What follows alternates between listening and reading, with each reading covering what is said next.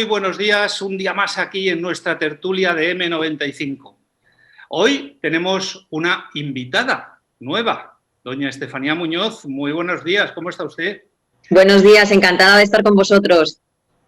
Bueno, pues ya ven ustedes cómo vamos mejorando poco a poco. Hemos incorporado un tertuliano femenino, cosa que desde hace tiempo a mí me hacía mucha ilusión. No tanto por la cuota, sino por la inteligencia. Ya lo saben ustedes. Muchas gracias. Profesor, ¿cómo estamos?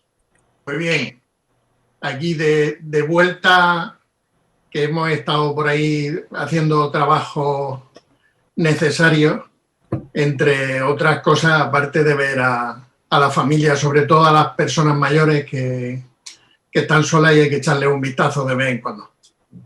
Bueno, pues estupendo. Eso es una buena cosa, Una buena noticia, sí. Y por último, que no, por dejarle ahí, no es el primero, don Manuel Osorio. Señor concejal, muy buenos días. ¿Cómo está usted? ¿Qué tal? Muy buenos días a todos. Y bienvenida a Estefanía, bienvenida aquí a la tertulia. Gracias, Manuel. La señora Estefanía es letrada, es periodista, es escritora,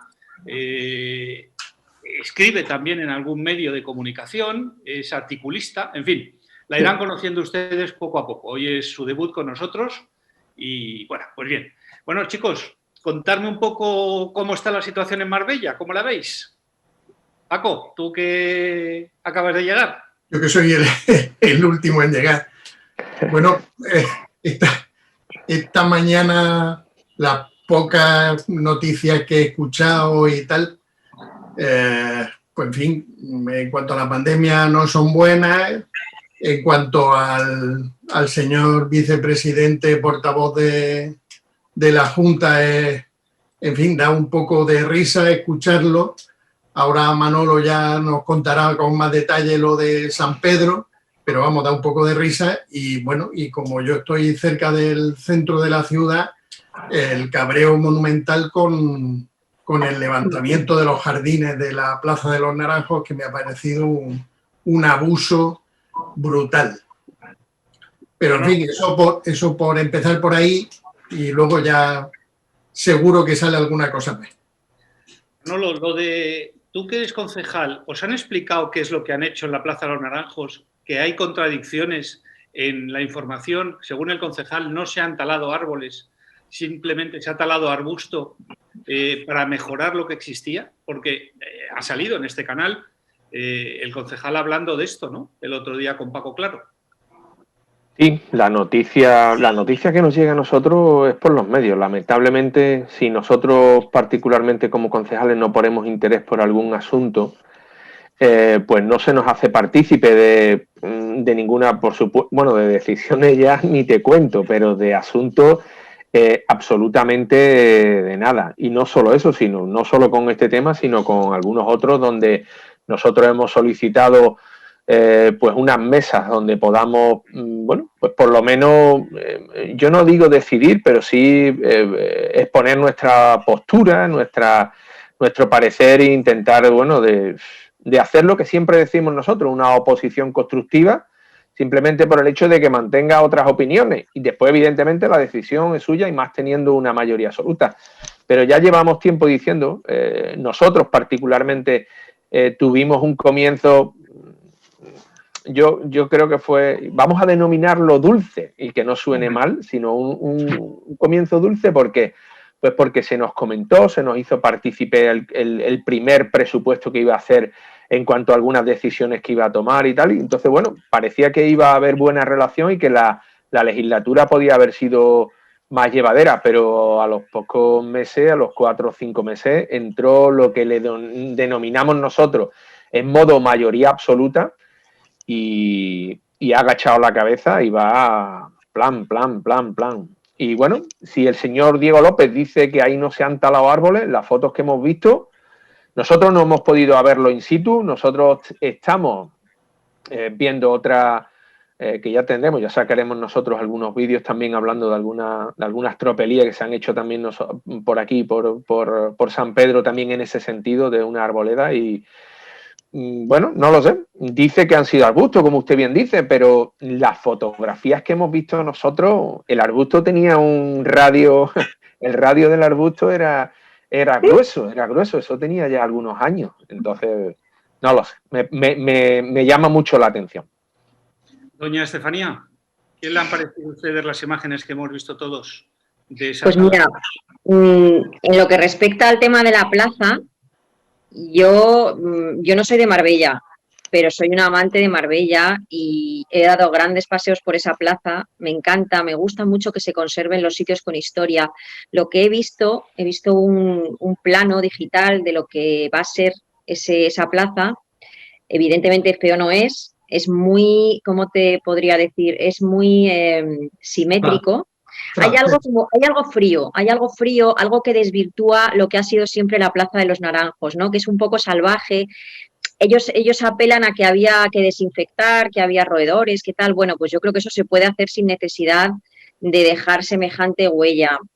Luego, por otra parte, hay una cosa que me gustaría plantear que a mí me ha chocado mucho. Sí, hay 2 millones de euros que están destinados a ayudas que todavía no se han distribuido porque están discutiendo las bases de ejecución, pero sin embargo, por otro lado, he leído que hay una serie de inversiones que se van a canalizar a través de una unidad de aceleradores de proyectos, se llama así, de 400 millones de inversión privada para hacer hoteles y sobre todo en unas zonas que hay que recalificar de nuevo. Entonces yo me pregunto, Marbella está fatal, el 40% de los comercios están cerrados, los hoteleros lo están pasando fatal. Y ahora estamos pensando en traer más hoteles y además recalificar terrenos, que Marbella es un paraíso natural.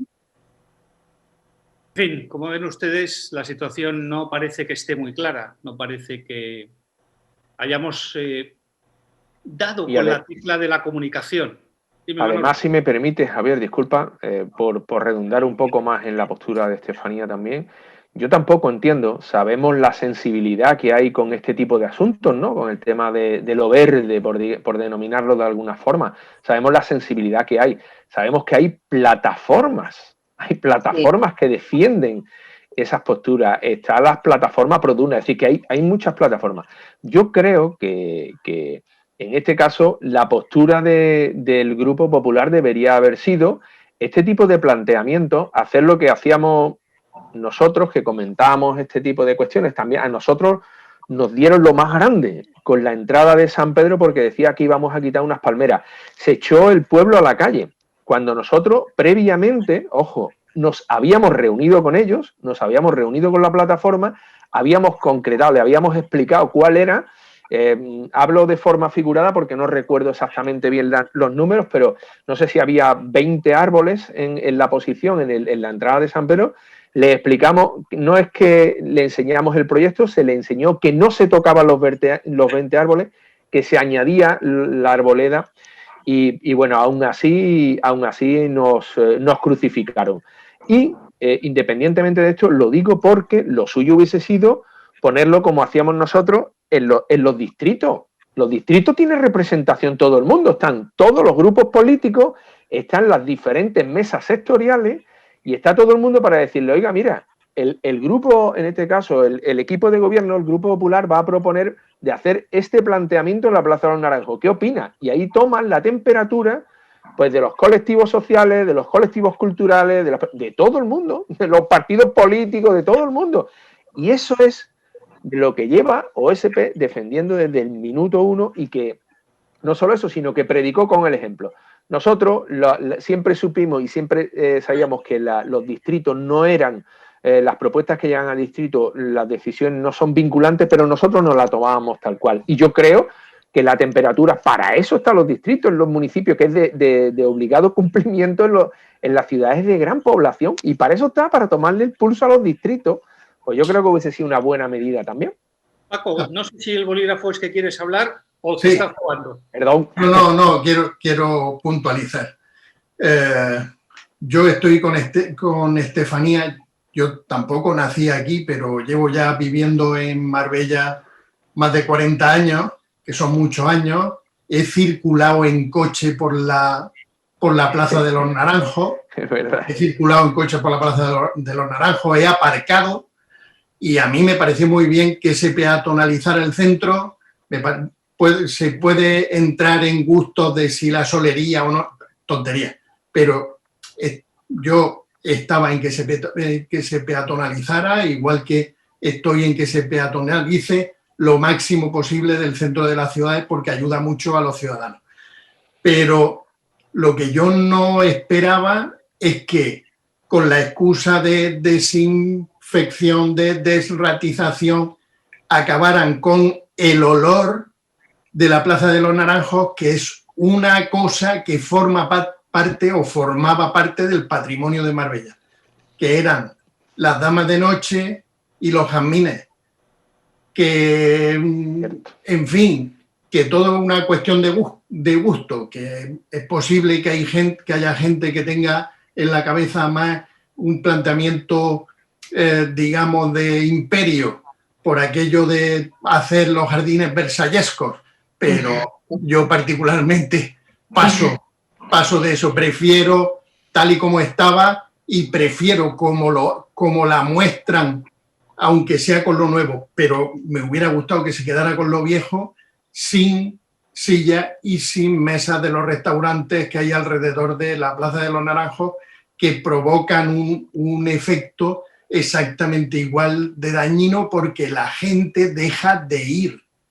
Y lo que el ayuntamiento de la ciudad en teoría debe proponer y debe hacer es intentar que los ciudadanos, que por eso nos llamamos ciudadanos, tomemos la ciudad y ocupemos la ciudad, no que dejemos la ciudad vacía al libre albedrío de gente que viene a estar una semana y a la semana se van y adiós muy buenas. Hay muchas maneras de mantener al turismo aquí, hay muchas maneras de hacer las cosas bien y yo voy a insistir una vez más en que el Ayuntamiento de Marbella tiene un superávit inmenso, es el ayuntamiento que tiene el nivel de gasto por habitante más alto de España, es el número 1 en el ranking de España y no se ve. En lo único que nos gastamos el dinero, utilizo la palabra de manera insistente, gastamos el dinero es en flores. Y Marbella necesita cantidad de cosas, cantidad de infraestructura imprescindible. Manolo, Paco, gracias. Vamos al último punto, Estefanía, si quieres matizar algo y nos vamos al siguiente tema. Sí, solo para matizar, todavía no sabemos cuál va a ser el resultado de esta reforma, ¿no? Pero hay una cosa que siempre me ha llamado la atención de la palabra respeto, que viene de mirar dos veces, volver a mirar. Entonces yo creo que para construir hay que mirar lo que tenemos antes, porque las ciudades crecen de forma orgánica y se van haciendo de forma orgánica, son un cuerpo vivo. Entonces el destruir para construir tiene que ser porque haya un motivo muy fundado, porque si no terminamos en Brasilia, que es una de las ciudades que a mí más me llama la atención, pero que es una ciudad sin alma. O sea, no es orgánica, no se ha ido construyendo por medio de la gente, de las costumbres, de las vivencias. Entonces, me da un poco de pena, en principio, lo que estamos viendo. Vamos a ver cómo se desarrolla y si realmente hay vamos, como el caballo de Atila y nos lo dejan aplanado. No lo sé. Pues la verdad es que sí, que el caballo de Atila está relativamente cerca. Dice el profesor que esto del turismo, de que venga gente y esté unos días y luego se vaya y que tengamos que tener la ciudad más para el que vive aquí que para el que viene, aunque seamos una ciudad eminentemente cuya economía se basa en el turismo, pero en los últimos datos estamos viendo que ese turismo se ha reducido, según dice Marbella 24 horas hoy en su edición digital, el 70%. 70%. Es decir, de cada 100 personas que venían a Marbella antes, ahora vienen 30. Vamos a empezar ahora por Manolo, esta ronda de comentarios. ¿Qué opinas, Manolo? Bueno, era de esperar, ¿no? Era de esperar y es de esperar dada la situación, ¿no? Eso es algo que es el problema en el que estamos inmersos ahora mismo, las fronteras prácticamente cerradas, nadie se mueve, el moverse es una dificultad tremenda para todos y para cualquiera y ya está. Yo creo que el asunto y... las ventajas del directo. Ya saben ustedes que siempre lo digo, que aunque esto esté todo guionizado porque los contertulios de esta noche han recibido lo que tienen que decir cada uno, yo se lo mando. y ellos lo saben, y así podemos entrar en un debate controlado. Todos reciben, mira cómo se ríen Estefanía, o cómo se ríe Paco, o cómo se ríen todos, de que la libertad es absoluta. Entonces, Marta silencia el tema, pero es nuestro segundo debate en este formato de lo que es la nueva realidad. Bueno, dicho esto, Manolo, te dejo la palabra. Como decía, sí, que bueno, lo que es el turismo hotelero, pues está sufriendo bastante, pues sabemos por las circunstancias de la pandemia. Yo creo que el factor y la gran potencia de Marbella va también su turismo residencial, y ese es el que nos está salvando. Ese es el que nos está salvando, entre comillas, por estos cierres de comercio, cierres de actividades no esenciales, que son lo que está perjudicando generalmente a todos. Pero ese turismo residencial que ha crecido, se ha potenciado, es decir, lo que ha sido mal para el hotelero, yo creo que ha resultado bastante, no te voy a decir bastante, pero bueno, sí, para el residencial, porque hay muchas personas que han decidido su segunda residencia, y si tienen que estar recluyéndose, que sea en un sitio como Marbella, donde te puedes ir a pasear a la playa, donde puedes trabajar o teletrabajar, mejor dicho, y donde puedes tener una segunda actividad de forma telemática, pero en un sitio espectacular como es San Pedro, como es Marbella y como es nuestro municipio.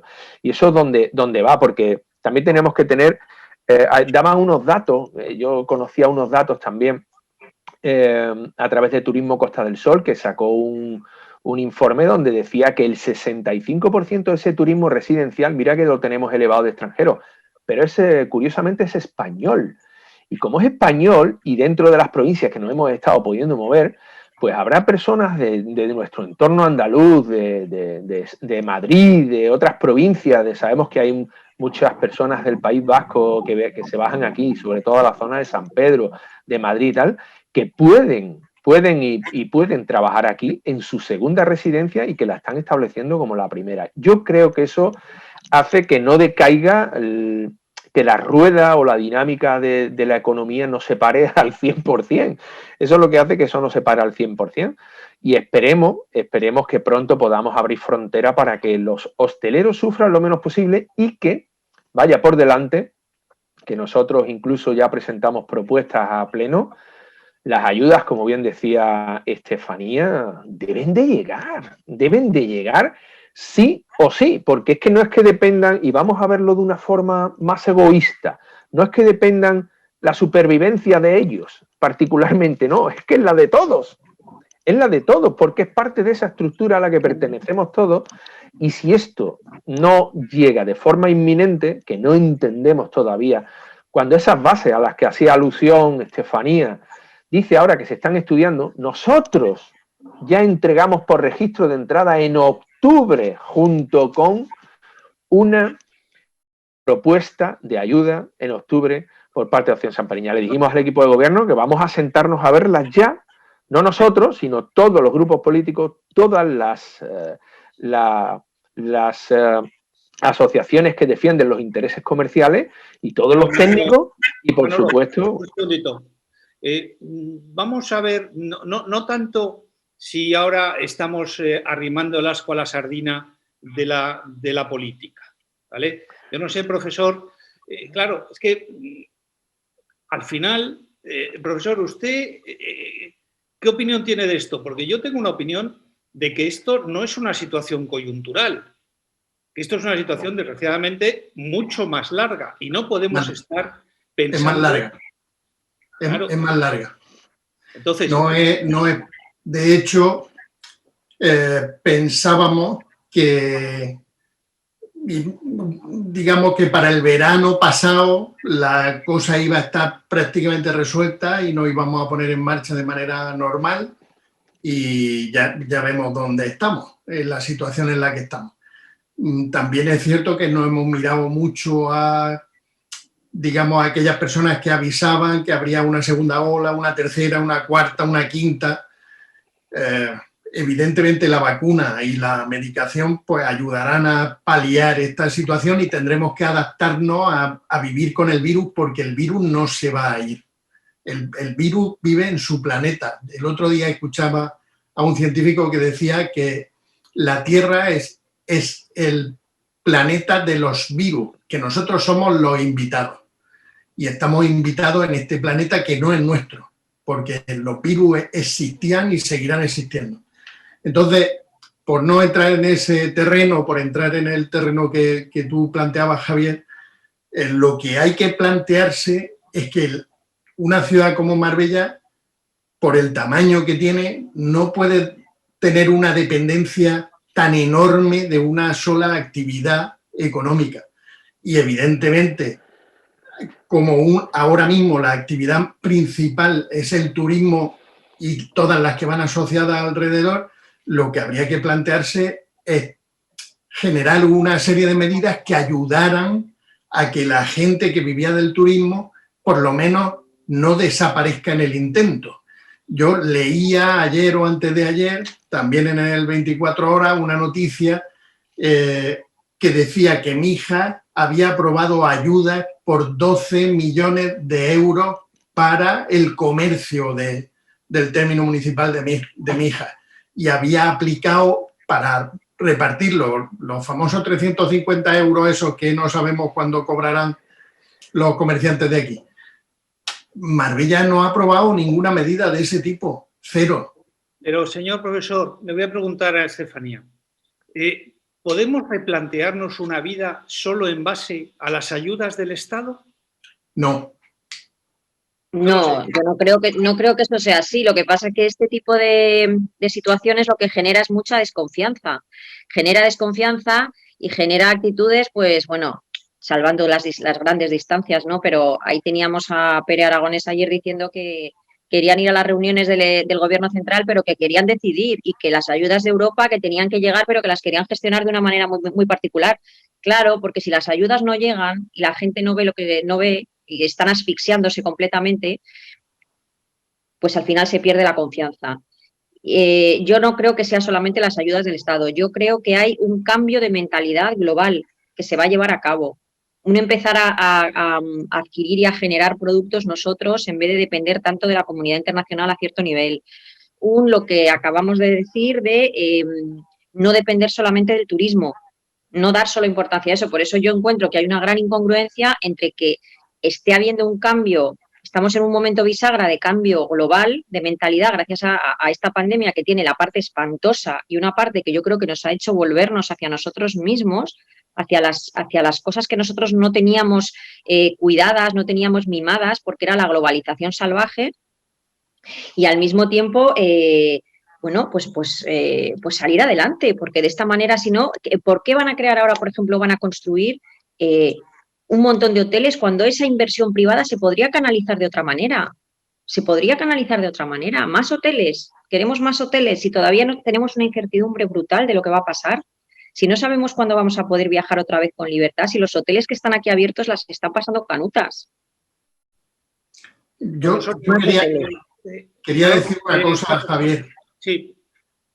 Que yo he hablado de la ayuda del Ayuntamiento de Marbella, pero es que no se puede vivir de la ayuda. Lo que hay que hacer, yo estoy con Estefanía, hay que promover y incentivar actividades para desengancharnos todo lo que podamos del turismo, porque dejar de vivir del turismo no vamos a dejar de vivir del turismo, pero que no sea tan enorme la dependencia que en el momento en que se produce una situación como la actual, que como tú bien has dicho, y yo estoy totalmente de acuerdo contigo, no va a ser coyuntural, no tengamos que cerrar la ciudad porque ya no podemos ir a ningún otro sitio. Entonces, yo creo que es muy importante incentivar otro tipo de actividad que perfectamente se puede hacer aquí en esta zona. Señor Osorio, usted como representante político en esta tertulia,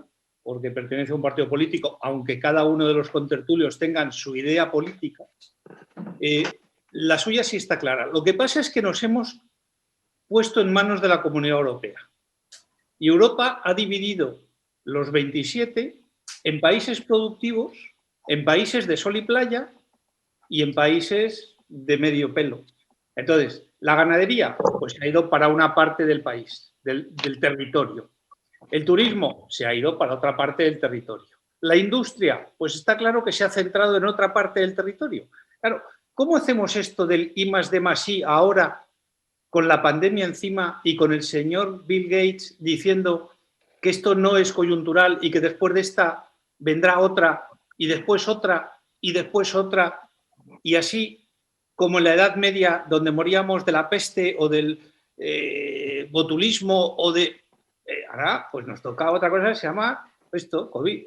Esto yo creo, pero yo creo que no es un problema local de aquí, ¿no? Porque ¿No? nosotros, como bien dice Paco, que vivimos del turismo, que es nuestra principal, yo no diría que es la principal, es la única industria que tenemos aquí y prácticamente el 100% de aquí vive del turismo. Y a nivel nacional, después de lo que estás exponiendo, Javier, que como bien dice, siempre hemos tenido que a nivel industrial, las industrias o los negocios fuertes a nivel industrial han ido hacia a otras comunidades autónomas, siempre se han ido ahora...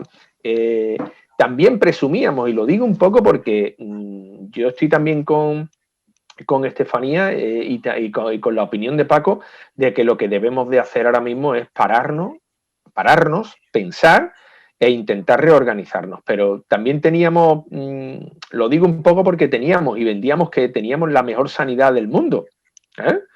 Y ahora hemos visto las carencias que tenemos también a nivel sanitario. Yo no quiero pensar cuando nosotros también teníamos la mejor sanidad del mundo y nos está pasando ahora esto, toda la deficiencia que había en infraestructura, en recursos, en todo, nada más que a nivel sanitario, imaginaros lo que puede ser.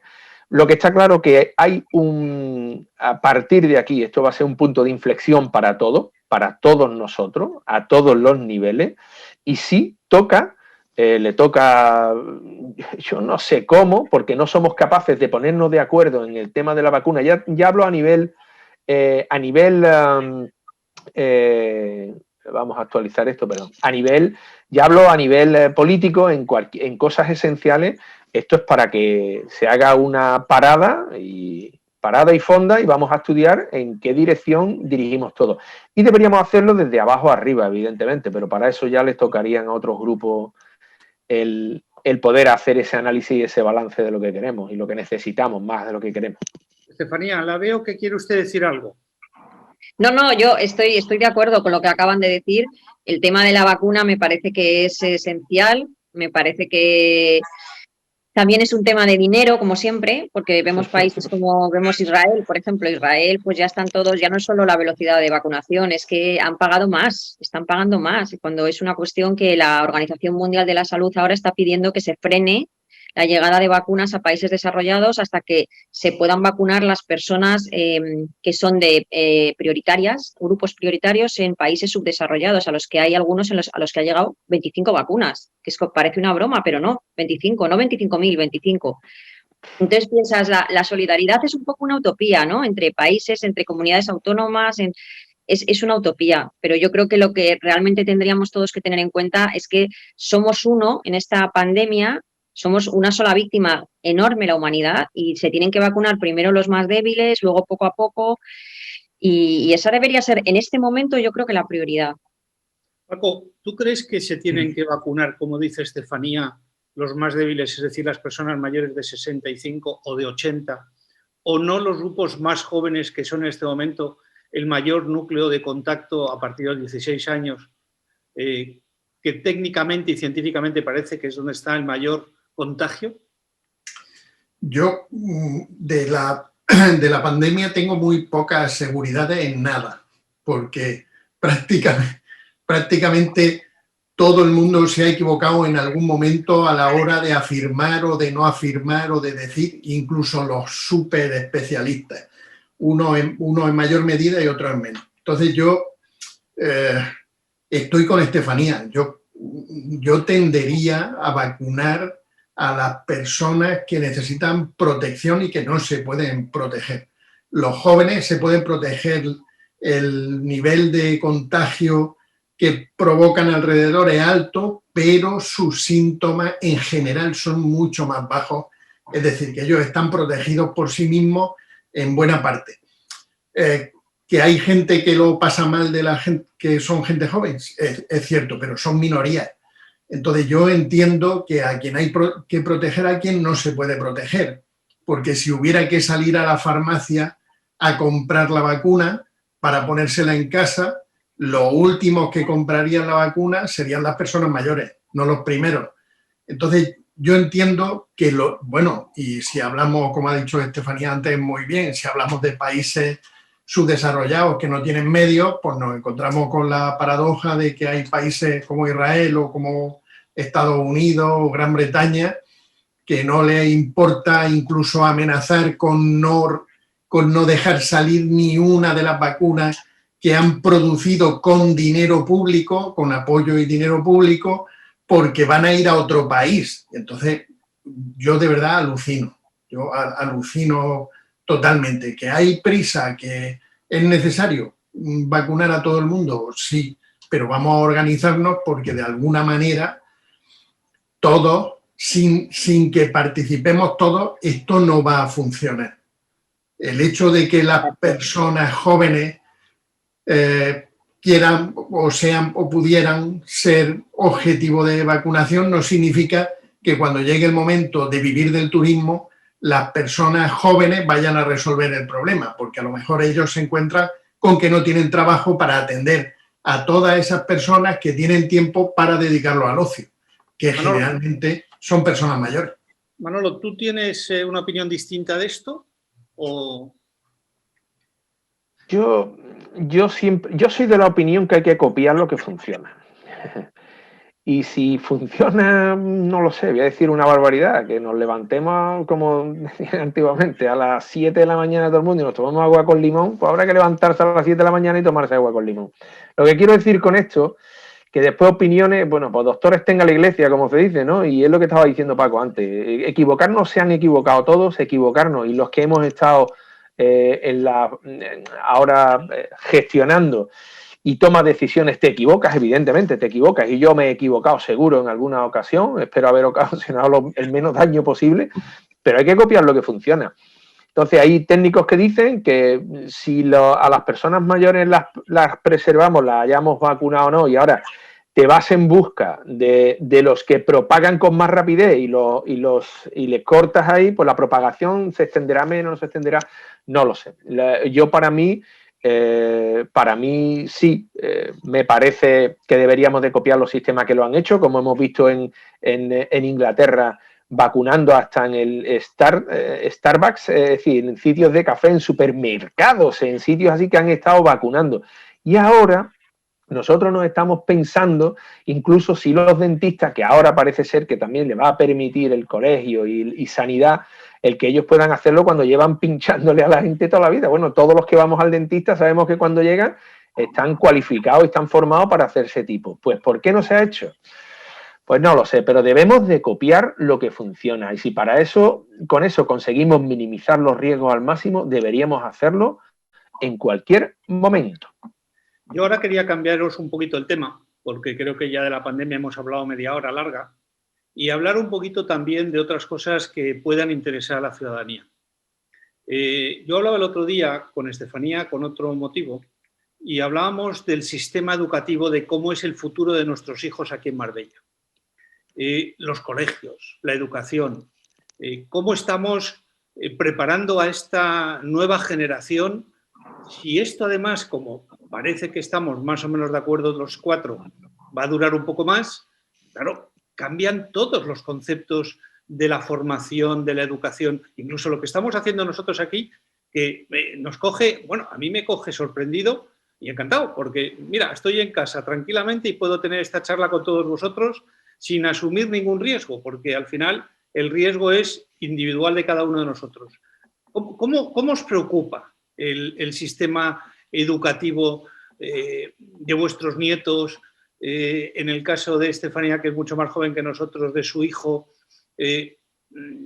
No sé, ¿qué opináis? Estefanía, te dejo a ti la primera.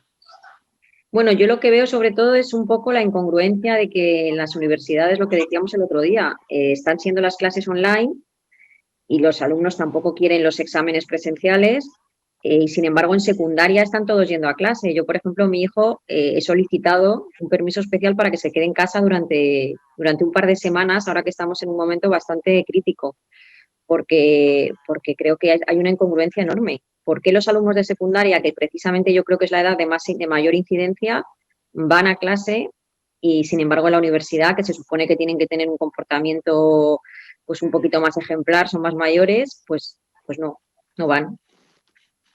Esa es una cuestión que yo me he planteado y no solo yo, muchas madres. El tema luego de los exámenes presenciales, que pasa lo mismo que con las elecciones en Cataluña, que yo creo que tanto el tribunal en Asturias como el Tribunal Superior de Justicia en Cataluña han entendido que una cosa puntual puede cumplir una serie de garantías, un día y una acción concreta. Pues lo mismo, es otro debate que tampoco entiendo, porque los universitarios se dedican todo el cuatrimestre a no ir a clase y luego tampoco quieren los exámenes presenciales. ¿Qué prefieren? Hacerlos desde casa, ceder una serie de derechos a la intimidad, de protección de datos, en fin, no sé. Me plantea varias cuestiones importantes el tema. A ver, profesor, usted que viene del currículum académico, ¿qué hacemos? Pues el que hacemos es complicado porque cada uno tiene su planteamiento y nadie tiene la verdad absoluta. Por lo menos los profes en ese sentido lo tenemos siempre muy claro. La enseñanza en general tiene un problema muy serio con la pandemia, porque no es solo la transmisión del conocimiento. Los lugares que se comparten para educar no solo educan o enseñan materias que son propias de un currículum académico, sino que se aprende una serie de pautas de comportamiento que no son y que no aparecen en los libros. Hay que convivir todos los días, hay que relacionarse todos los días y sin esa relación, yo he escuchado a algún psicólogo, a algún sociólogo, pues tenemos un problema. Entonces, yo no veo mal que los alumnos estén en los centros escolares en general, pero también es un riesgo porque no se les puede mantener fuera del centro escolar mucho tiempo. Es una situación muy complicada y muy difícil de resolver porque por donde te tires te matas, como dice el dicho. Yo tengo un nieto que tiene 5 años y medio, Javier lo sabe, vive en Florida, en Miami, y en Miami no han abierto este curso escolar, los centros escolares. Y entonces, todos los días se sienta delante de la pantalla y está con su profesora o con su maestro. Mi hijo tiene mucha preocupación porque la fórmula que están desarrollando en ese centro escolar es sumamente opresiva, en el mal sentido de la palabra. Entonces, igual que conozco, que tengo un nieto así, tengo sobrinos que están en secundaria, como el hijo de Estefanía, y bueno, pues han pasado por todos los estadios. Hay alguno que no ha dejado de ir al centro escolar porque no ha tenido ningún problema, pero ha habido otros que han estado confinados en casa porque ha habido compañeros que han estado contagiados por el COVID y han estado un tiempo sin ir. Es que es muy complicado. La preocupación de los padres es perfectamente legítima. Yo sé que hay padres en ciudades donde la incidencia es muy alta que no dejan ir a su hijo al colegio por temor a contagiarse ellos, porque claro, el temor es el seguir siendo una correa de transmisión. Y entonces pues, es un problema. ¿Qué opina usted? Bueno, es que aquí es lo que estábamos hablando. Yo creo que hay que pararse y ver ahora mismo hacia dónde vamos. Hacia dónde vamos, si estamos hablando en el tema de la educación, pues otro de los vectores principales de la sociedad, ¿no? Y ya de hecho, esta generación viene empujando fuerte en cuanto a temas electrónicos. Quizás a nosotros nos pilla un poco más a pie cambiado todas estas circunstancias. Ellos lo llevan muchísimo mejor que nosotros. Yo ya tengo hijos, incluso una que está en la facultad y me hubiese tocado, no sé, un examen presencial en Jaén.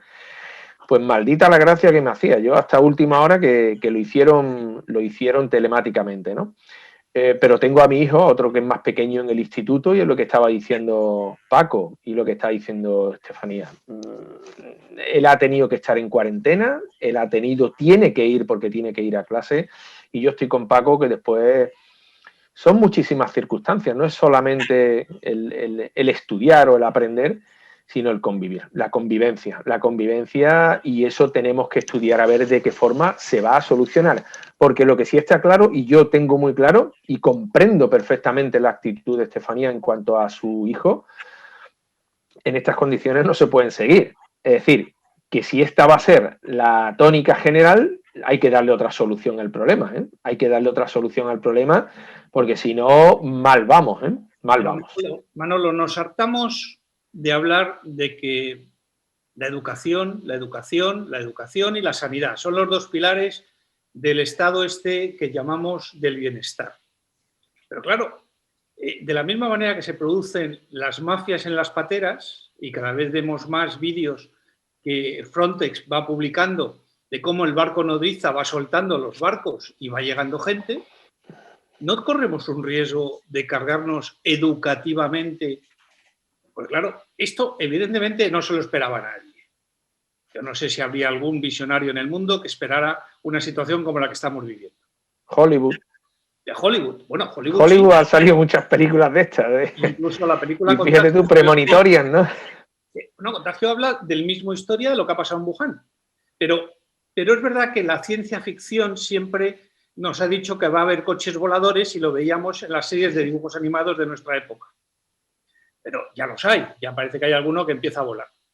Pero la realidad después supera siempre la ficción, y en este momento estamos viendo cómo toda una generación en un país que se prepara aparentemente bien y luego tiene que salir del país a ejercer, y que el talento se nos va. ¿Por qué? Porque somos un país de sol y playa, y entonces el que estudia ingeniero, pues aquí no hay muchas cosas. Ya no te hablo del que quiera ser científico.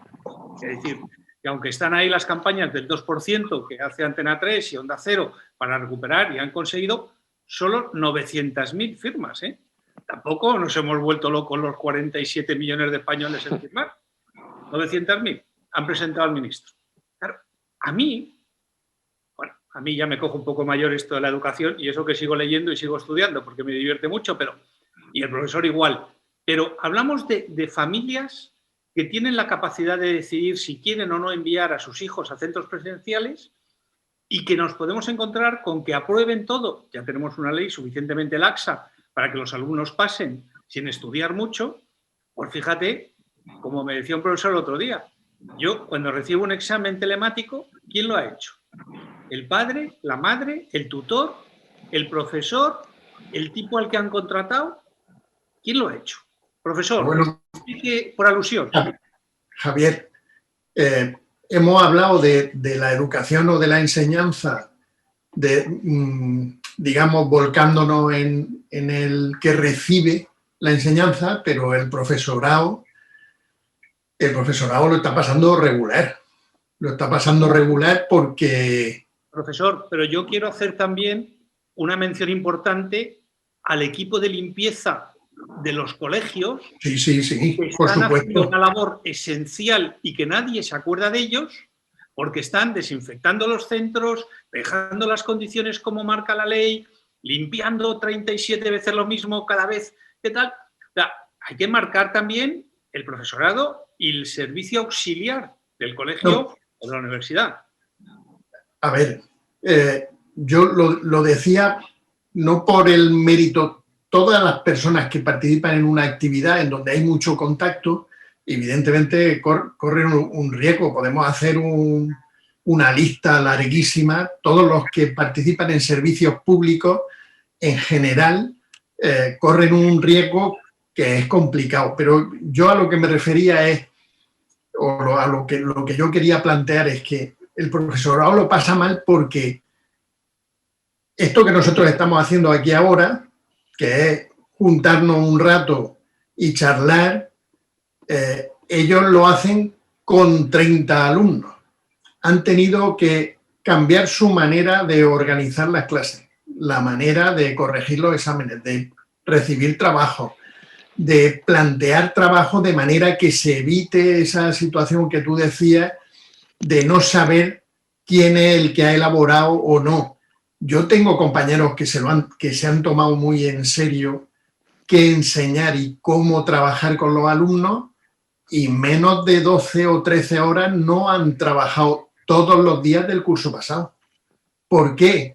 Porque la enseñanza a través de este medio o la convierte en individual, aunque sea para un grupo, o la convierte en individual, o el control de lo que el alumno va interiorizando como nuevo es muy complicado, Por no decir que si no lo controlas bien puede que sea nulo. Entonces es una situación que no sé cómo se arbitrará o cómo se resolverá.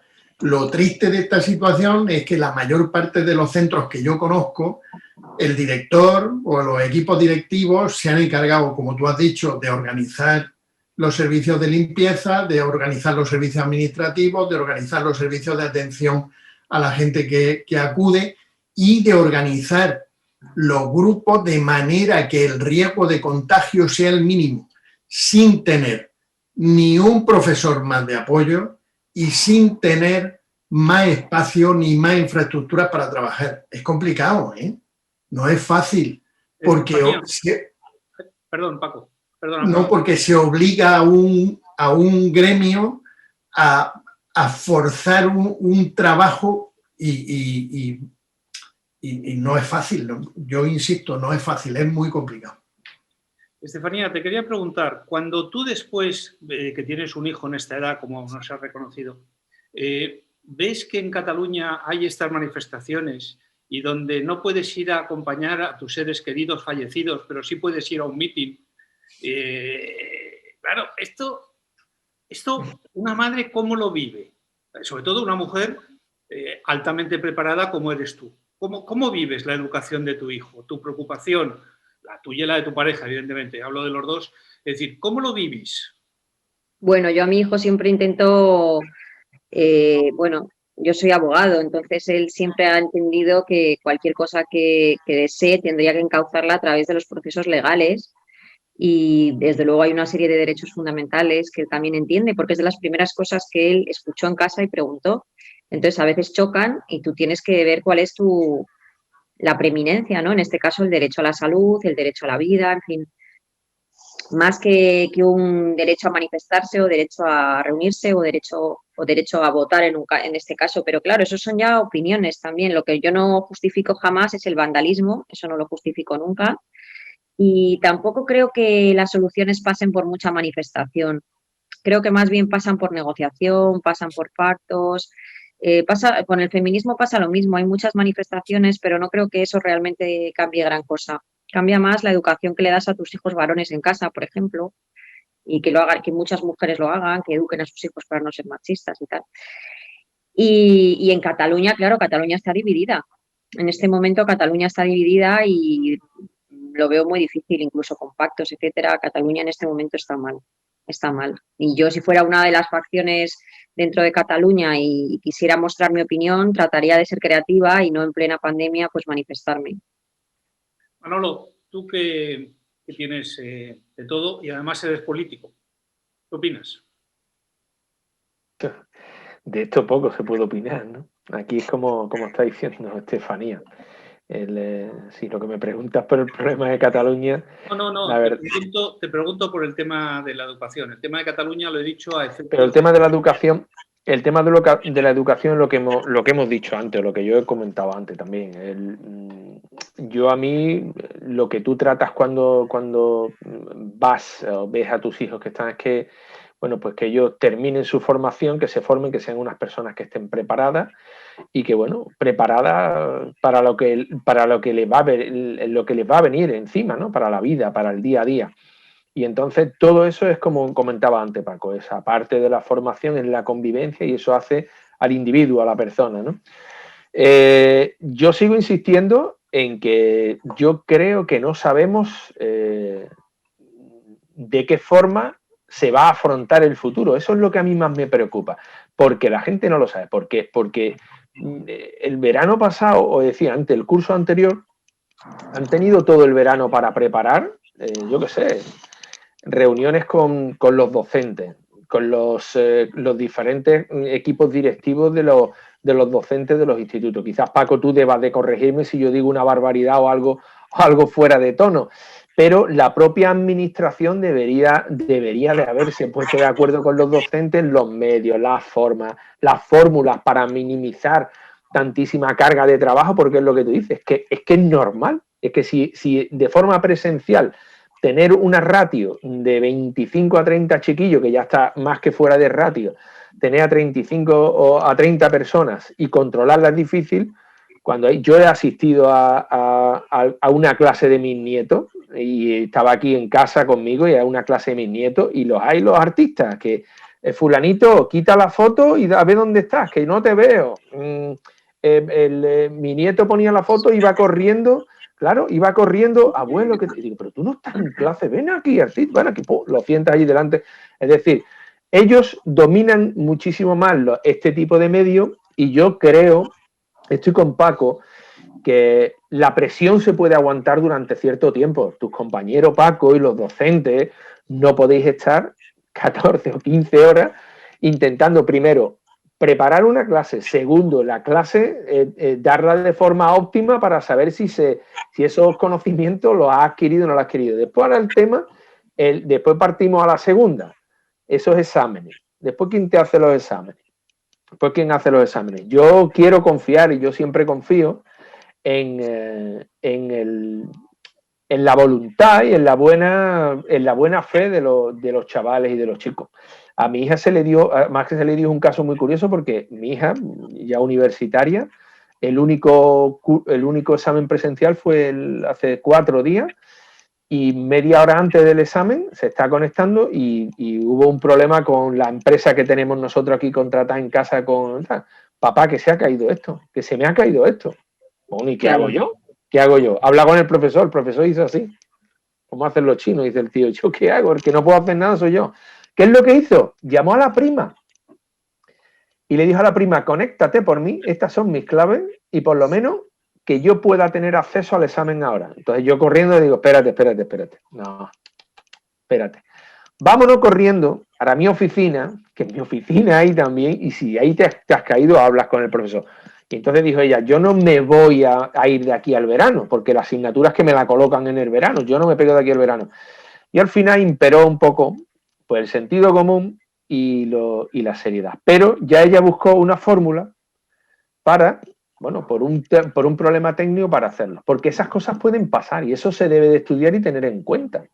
Que no fue un tema de ella solo, sino que después le pasó a muchos de sus compañeros. No sé el número de alumnos que tenía este profesor en clase y el examen, pero muchos de ellos pasaron directamente a Julio por un problema técnico, pues se les cayó. Y si el de turno no tiene un padre con una oficina, que lo lleva a la oficina, que puede tener otro, pues esas son las cosas que esos melones tenemos que ir abriéndolos ahora, pero tienen que ir abriéndolos los docentes y tiene que ir abriéndolo la administración y poniéndolo a los docentes, dándoles los recursos y los medios más óptimos para un futuro inmediato, porque ya no es un futuro futurible, algo que no, es que ya es inmediato. Y todo eso se debe ir depurando, es lo que pienso. Tú hablas de una anécdota que está muy bien y que probablemente todos los que estamos aquí estemos encantados de que Marbella haya evolucionado en los últimos años a la fibra óptica. Pero claro, imagínate donde todavía están con el ADSL que se corta. O sea, la fibra aún todavía se corta, pues fíjate el resto. Señores, llevamos 57 minutos de programa y nos vamos a ir despidiendo. Estefanía, muchísimas gracias por tu presencia. Gracias.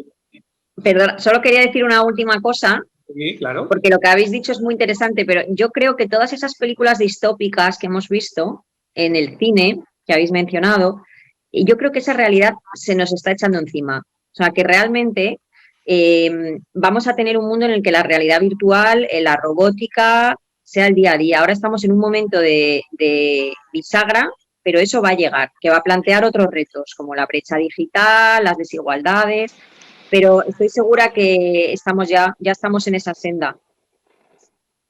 Evidentemente, la digitalización era una de las asignaturas pendientes de este país y ahora nos va a coger con el pie cambiado y habrá que ir, como siempre, corriendo. Pero somos un país serio y lo haremos bien, ¿verdad, Estefanía? Yo creo que sí. Yo creo que España está muy mal considerada por los españoles, por la mayoría, pero sin embargo España es un gran país, yo sí lo creo. Es verdad, nos gusta mucho criticar a lo nuestro, todo lo que viene de fuera nos encanta, ya sea desde la bullabesa francesa y dejemos la sopa de pescado nuestra, pero bueno, aquí cada uno habla de lo que le gusta, que es, en mi caso, comer. Estefanía, lo dicho, muchísimas gracias. Gracias. Y contamos contigo en otras ocasiones. Gracias a todos. Con nosotros. Estefanía Muñiz, que ya son ustedes, abogada, escritora, guionista de cine, por eso sabe mucho de lo que dice, y también escritora en un medio de comunicación de León. En la Nueva Crónica de León. Exacto, si la quieren ustedes seguir, la Nueva Crónica de León, allí es articulista. Profesor, ¿qué le voy a decir? ¿Quién le iba a decir a usted y a mí que nos íbamos a ver telemáticamente? Pues no era mi intención que llegáramos a esta situación, pero bueno, en esto estamos. Me alegro mucho de ver que hemos incorporado a Estefanía al grupo. Yo estoy contigo al principio y dijiste se necesitaba incorporar una cara femenina, bueno, una o varias o cuantas más mejor. Yo soy de la opinión de que las mujeres tienen una manera de ver el mundo diferente a nosotros. Somos personas iguales, pero ven el mundo de otra manera y enriquece mucho tener la opinión de una mujer siempre lo más cerca posible. Yo quería, tú sabes que como siempre nos pides que dejemos algo para el final, se nos ha quedado pendiente hablar de Bendodo y de la fantástica justificación que ha hecho sobre por qué todavía no se ha abierto el centro de salud de San Pedro, que es lo que le toca a Manolo, pero está el hospital que ahí está a medias y sin embargo vamos a llevar enfermos a Fuengirola y a Estepona, donde los centros ya están terminados y parece ser que con personal. No sé de dónde lo han sacado, pero tienen personal. Hasta ahí. Bueno, también te digo que con el sistema telemático... Me alegro mucho de veros a todos. Igualmente. Con este sistema telemático, Paco, vamos a intentar incorporar nuevas caras a la tertulia, porque el sistema nos lo permite. Nos permite que ya no tengamos que ser 4 como antes, sino que podamos tener más y con este sistema poco a poco lo iremos mejorando, poniendo si acaso incluso un filtro detrás, o sea que iremos adaptándonos y aprendiendo, porque reconozco que esto hoy nos ha costado un poquito de tiempo conectarnos, pero poco a poco lo iremos haciendo mejor y más rápido y más fluido. Formará parte de nuestro sistema de vida, como bien decía Estefanía, pues empezaremos a buscar todo lo digital, todo lo virtual y espero que las relaciones humanas no se pierdan, pero vamos camino. Yo también espero que no se pierdan las relaciones humanas. Ahora en Japón han descubierto un sustituto de la pareja, tanto en hombre como en mujer, que te sirve ya para vivir. Es un robot con una textura humana y te sirve para, yo diría que todo. Ahí cada uno de vosotros interpretar lo que queráis, pero para todo. Sí, ya simplemente con que te haga compañía, que era lo que hablábamos antes de los alumnos, para mantener una relación social, ya es mucho. Es mucho más de lo que parece. Alguno dirá que también para una sexual, pero perdón, me he equivocado. Quería decir social. En fin, Manolo, ¿tendrás hospital o no tendrás hospital? Nosotros, el centro de salud, bueno, no lo sé. Yo como antes me has regañado porque dice que arrimo el asco a mis sardinas, yo es que ya no sé cuándo quieres que hable. Yo es que no puedo dividir mi condición por favor, mi condición de político, ¿no? O en este caso de pertenecer a un grupo político y de poner las cosas que hacemos encima de la mesa. No puedo hacerlo. Pero si me permite, Javier. Discúlpame públicamente si lo has interpretado así. No era mi intención en absoluto. Bueno. Nos conocemos. No, bueno, ya está. Te lo digo porque en este caso, bueno, y me alegro de que Paco haya sacado este tema, es que a nosotros nos preocupa y nos preocupaba mucho el tema de la terminación del centro de salud, porque es lo que está diciendo, es que con la que nos está cayendo encima, que estamos viendo sobredimensionado, es decir, sobresaturado todo el sistema sanitario, tener eso ahí cuando estamos viendo que se ha hecho ahora mismo una inversión en Leganito de 300.000 euros para hacer un circuito COVID. ¿Qué hace falta? Perfecto. Si es que hay que gastarse 300, no, hay que gastarse lo que sea. La cuestión está en priorizar. Y si ahora hay que priorizar en esto, hay que priorizarlo. Se ha gastado también 2.300.000 para las UCIs de aquí del Hospital Costa del Sol. ¿Qué hace falta? Perfecto. Y si hace falta más, más. Pero es que solamente faltaban 300.000 euros para poder abrir el centro de salud de aquí de San Pedro. ¿Por qué no se pone en marcha toda la parafernalia que hace falta y se acortan todos los plazos? Primero por una emergencia social y después porque estamos bajo un estado de alerta. Y eso legislativamente te autoriza, y aquí tenemos la abogada que nos lo puede confirmar, eso la ley te da las herramientas para poder acortar todos esos plazos y después pues poder terminarlo como se quiera hacer las cosas. No lo entendemos que hay detrás una intención política que se les ha escapado de las manos, y yo creo que la visita de ayer del señor Bendodo fue un acto propagandístico por el que este señor vino a poner de relieve todas las inversiones que se están haciendo aquí, que me parece perfecto, y que si hace falta más, pero creemos que es un grave error no poner toda la maquinaria a pleno rendimiento. Y tenemos aquí 5.000 metros, que tuvimos la oportunidad, y también quiero agradecerle a la señora Muñoz, que tuvo la deferencia de invitó a todos los grupos políticos y el único que aceptamos fuimos nosotros. 5.000 metros ahí, en el centro en este caso, dentro del municipio de Marbella, San Pedro en concreto, yo creo que es un verdadero despropósito, y un atraso, y no entiendo el por qué no se pone en marcha. Hasta para muchos meses eso. Pues mira, teóricamente nos dijeron los técnicos ayer, porque lo dijeron ayer y yo le insistía mucho. Claro, ¿qué es lo que pasa? Vas a una reunión de este tipo y vas con un séquito que no vea, entre el capote que sacan ellos y los capotes que sacan el tero, por los subastenos no hay forma de entrar. Pero sí nos comentaron que para el mes de mayo o junio, 6 meses. 6 meses. No tienen una unidad aceleradora para eso. Se lo dije tal cual, Estefanía, se lo dije tal cual, digo, pero es que eso, la reivindicación que tenemos es que tú debes de poner en marcha. Y además llama también mucho la atención, y os pongo también en relieve, no sé si habéis oído la noticia, el hospital militar de Sevilla se están utilizando, lo van a inaugurar en breve, tiene 14 plantas. ¿Qué es lo que han hecho? En 5 meses han puesto en funcionamiento 7 plantas. ¡Ole sus narices! Es que es lo que hay que hacer. Lo tenían abandonado. Estaba abandonado las instalaciones y todo, estaba todo baldío. Ya. La verdad que una barbaridad. Y han puesto la mitad del hospital en funcionamiento en 5 meses. Un montón de metros con toda la que está cayendo también en Sevilla y en la zona. Me parece perfecto. Es lo que hay que hacer. Con esta buena noticia que nos cuenta Manolo sobre la situación y el Hospital Central de Madrid, nos vamos despidiendo porque se nos acaba el tiempo. Señores, muchísimas gracias, y a ustedes muchísimas gracias por su paciencia, porque ya saben que digo siempre, sin ustedes los telespectadores, esto tendría poco sentido. Hasta la semana próxima con más y no mejores tertulianos, pero con más temas. Un saludo desde 25. Hasta luego, adiós. Adiós. Hasta luego. Adiós a todos.